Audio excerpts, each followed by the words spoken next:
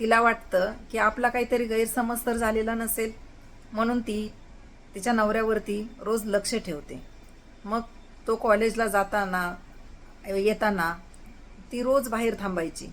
मग तिचा नवरा रोज त्या मुलीबरोबर कॉलेजला जायचा आणि येताना पण तिच्याबरोबर यायचा आणि ती हातात हात घालून असं दोघंजण बाहेर यायचे.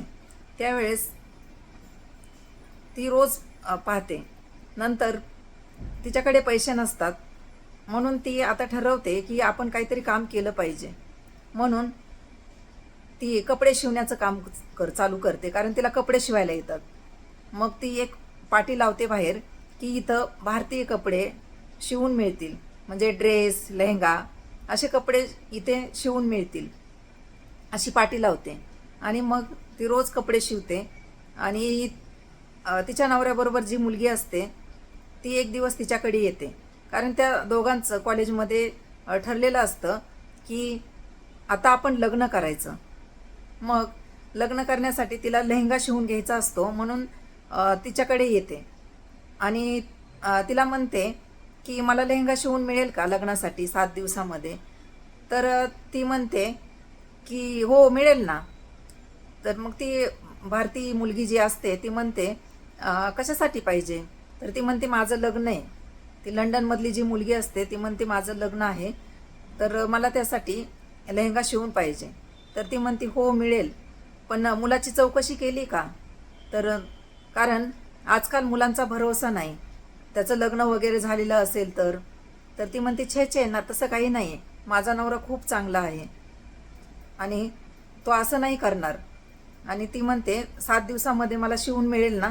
तर ती म्हणते हो मिळेल. मग ती जाते आणि ती 7 दिवसांनी लेहंगा घेण्यासाठी येते.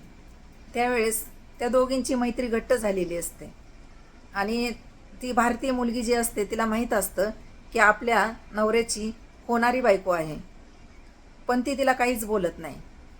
मग ती लेहंगा घेण्यासाठी, लंडनमधली मुलगी लेहंगा घेण्यासाठी तिच्या घरी येते आणि मग ती लेहंगा घेऊन जाताना तिला म्हणते, भारती जी मुलगी होती ना तिला म्हणते की माझ्या लग्नाला नक्की ये. मग ती म्हणते हो येईल. मग यांचं ज्या दिवशी लग्न असतं त्या दिवशी जी भारतीय मुलगी असते, म्हणजे पहिली पत्नी, ती लग्नाला जाते. त्यावेळेस मंडपात गेल्यानंतर सगळे विधी चालू असतात आणि फेरे घेणे वगैरे सगळं ते लग्नाचं चालू असतं.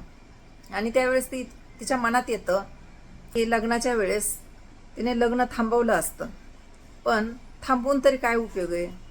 कारण तिला माहीत झालं की आपला नवरा किती इमानदार आहे, किती चरित्रवान आहे, किती आपल्यावरती प्रेम करतो. तर ह्या गोष्टी माहीत झाल्या तिला, त्याच्यामुळे ती काही बोलत नाही. कारण महिलांना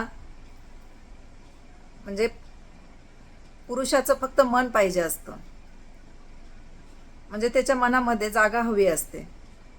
तिला दुसरं काही नको असतं. पुरुषांना कदाचित स्त्रीचं शरीर हवं असतं, पण महिलांना फक्त त्याच्या हृदयामध्ये जागा हवी असते. त्यामुळे ती म्हणते की आता बोलून थांबवून तरी काय उपयोग आहे. म्हणून ती घरी जाते. यांचं लग्न होतं आणि 4-5 दिवसांनी जी लंडनमधली पत्नी असते ती तिच्या नवऱ्याला म्हणते